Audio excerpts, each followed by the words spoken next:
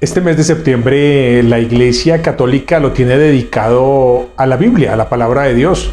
Y nosotros, como bautizados, no olvidemos que en el bautismo nos revisten como sacerdotes, profetas y reyes. Y como sacerdotes, pues tenemos que conocer la palabra de Dios porque somos un pueblo sacerdotal. Y esta reflexión es como un aporte a que podamos entender y le encojamos ese gusto, ese sabor tan rico que es leer la palabra de Dios y poderla entender y poderla poner sobre todo en práctica. Algo muy recurrente que nos hablan es de Abraham. Y hay un pasaje en el Génesis en donde pues nos han enseñado esa imagen y nos lo han explicado así literal como hablábamos, que es ese Abraham, el cual el Señor le da un hijo porque no puede tener hijos y le dice que se lo ofrezca en sacrificio. Entonces Abraham, muy juicioso, sube al monte con su hijo, lo amarra, pone la leña para el sacrificio y levanta el cuchillo para sacrificarlo. En eso aparece un ángel que le dice: no, tranquilo, no se preocupe, el Señor ya vio que usted era para las que sea, ya lo probó, entonces tranquilo, que el Señor ya está bien con usted. Entonces tenemos a un hombre, Abraham, muy fiel, con una fe ciega en el Señor, y un Dios que pide sacrificios y generalmente es lo que uno más quiere. Esa es la parte literal. Como siempre, o bueno, como el video anterior y voy a poner aquí el aviso de advertencia, porque viene la interpretación teológica y como realmente es, no literal, porque nos hemos quedado en esa imagen literal, en esa interpretación literal, que muchas veces no nos ayuda a crecer y al contrario, tenemos una imagen distorsionada de Abraham y una imagen muy distorsionada de Dios que no es. Entonces, ¿qué sucede? Sucede que Abraham es de 5000 años antes de Cristo. Lo ubicamos en el periodo neolítico de nuestra historia. O sea, es impresionante que alguien del periodo neolítico en su oración personal se encuentre con Dios y Dios le haga intuir, le haga saber que no hay varios dioses sino uno solo. Esa es la importancia de Abraham.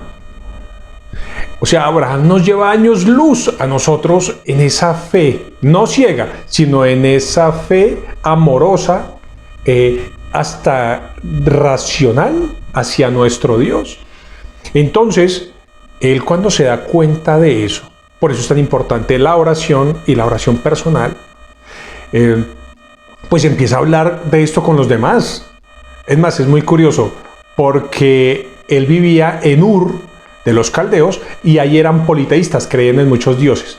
Entonces le dicen que no siga hablando de eso, porque está confundiendo a las personas, pero sin embargo, como él sigue, no puede evitar hablar pues de lo que él realmente cree y de lo que Dios le ha revelado. Entonces lo echan, no es que él se fue, lo echan. Y generalmente a veces nos echan de ciertos sitios pues por hablar las cosas como son, pero eso no solo le ocurrió a Abraham, sino sigue ocurriendo hoy en día. Entonces Abraham sale muy obediente y se le unen muchas personas que creían en él. Es un caminar teológico y es una interpretación que hay que hacer la teológica. El Señor le promete a Abraham una tierra y una descendencia, un hijo. Entonces, aquí es donde viene lo bonito y lo interesante. Abraham es un patriarca. Abraham es un patriarca igual que Isaac y Jacob. Eran una marca, podríamos decir hoy, registrada, como Coca-Cola, como Adidas. O sea, que a pesar de que de pronto sus fundadores ya no están, pero la marca continúa. O sea, entonces Abraham era un patriarca muy respetado, creía en un solo Dios, ¿sí? Y esa descendencia que el Señor le promete, pues no es literal, o sea, no se cumple literal. ¿Qué significa? Que entre Abraham y Isaac, que era otro patriarca, entre ellos se llevan 200 años. Lo que pasa es que esos dos clanes se encuentran en el tiempo y se dan cuenta que tienen algo en común, que es que creen en un solo Dios. Por eso se juntan. Ese pasaje mal interpretado y pues muy injusto hacia Dios y hacia Abraham, por eso es que nos precede en la fe, por eso se le llama el padre de la fe a Abraham. ¿Qué significa? Lo que pasa es que ellos traían una costumbre de Ur, que era sacrificar a los niños. En cambio, Isaac, ellos como clan ya no sacrificaban niños, ellos sacrificaban cabritos.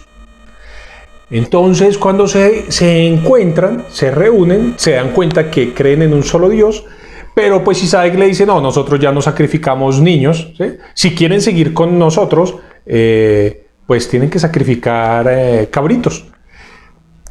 Pues ellos, o sea, Abraham ya había muerto hace años, pero ellos era tanto su amor hacia Dios y la fidelidad hacia Dios que sacrifican, o sea, iban a sacrificar a ese hijo, Isaac, que les permitía dar continuidad porque eran pueblos nómadas, pero no eran pueblos guerreros, eran unos pueblos muy pacíficos y pues se unió, Dios los une para que se protejan.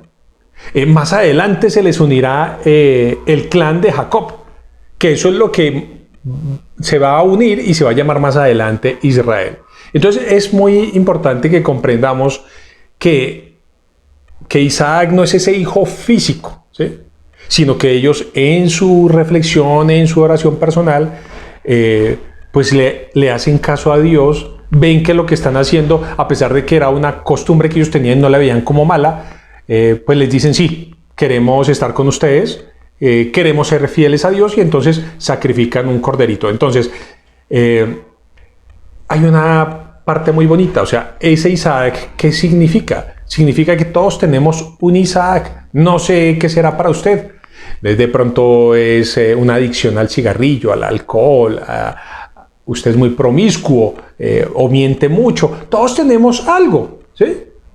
Todos tenemos ese Isaac que no nos permite acercarnos a Dios para seguir, ¿qué? Caminando. Que nos enseña también que tenemos que vivir nuestra fe en comunidad o por lo menos juntarnos con personas que nos ayuden a crecer en la fe, porque necesitamos protegernos en un mundo que, igual que hace miles de años, pues vive adorando ídolos. Hoy en día puede ser un futbolista, el dinero, un político, la ropa. Hay personas que su ídolo es su estudio, su cartón universitario, lo que sea. Eso es lo que nos enseña esto tan hermoso. O sea, Dios no es un Dios castigador, porque eso es lo que se nos ha quedado como en el inconsciente colectivo durante años, y eso es lo que nos han enseñado. Entonces hay personas que les va mal, es que Dios me está castigando. De pronto se les murió un ser querido, no, es que Dios me lo quitó, Dios me lo llamó, Dios, lo que sea, pero no, o sea, Dios nos conoce. Dios sabe de qué estamos hechos. Dios sabe que todos los días hacemos un esfuerzo muy grande por mantenernos fieles ante Él en una sociedad que no cree en Dios, en una sociedad que nos excluye cuando queremos ser testigos de Él. Entonces esa es la real interpretación. O sea, lo que hicimos fue una exégesis. Exégesis es ir y ver los hechos de pronto históricos, pues porque a veces no se pueden comprobar porque llevan muchos años, pero teológicos, filosóficos. ¿Para qué? Para poder hacer una reflexión hoy en día. ¿Y qué me dice? Esa reflexión la llamamos en la Iglesia Católica una hermenéutica. O sea, ¿qué me dice a mí hoy en día? Pero yo no puedo hacer una interpretación de la palabra de Dios sin hacer una exégesis primero. No se puede. Es imposible. Sería una interpretación falsa. ¿Por qué esta explicación? Porque nunca nos lo explican así. Siempre nos lo explican en la literalidad, pero nunca en una profundidad y menos en una vivencia. Yo tengo que vivir la palabra de Dios, saber qué me dice. Y pues este mes de septiembre, que la Santa Iglesia Católica pues nos invita a conocer la palabra de Dios, pues me parece una oportunidad muy bonita para poder explicar realmente esos pequeños pasajes que nos dicen mucho y que realmente nos llevan a vivir una fe madura coherente, segura, ¿sí? No es una fe ciega en la que yo creo porque si no, yo necesito, como dice San Pedro, dar razón a quien me pida esa explicación de por qué yo vivo. Entonces dice San Pedro, den razón a quien les pida explicación de su fe, racional. Y si nadie nos explica, pues a veces nos cuesta un poquito avanzar y hay muchas personas que nos critican y con toda la razón, ese Dios castigador, pero no es así, ¿sí? Ese Dios que pide sacrificios, pero no, Dios no pide ningún sacrificio. Dios sabe quiénes somos y sabe que queremos avanzar hacia Él en amor. Y venimos todos como seguimos en esa evolución. Entonces, la invitación es, lea la palabra de Dios, lea este versículo del Génesis con otros ojos, no solamente los ojos del espíritu, del corazón, sino también de la mente. Porque dirá San Juan de la Cruz, para aprender hay que desaprender. Y a veces el desaprendizaje cuesta más.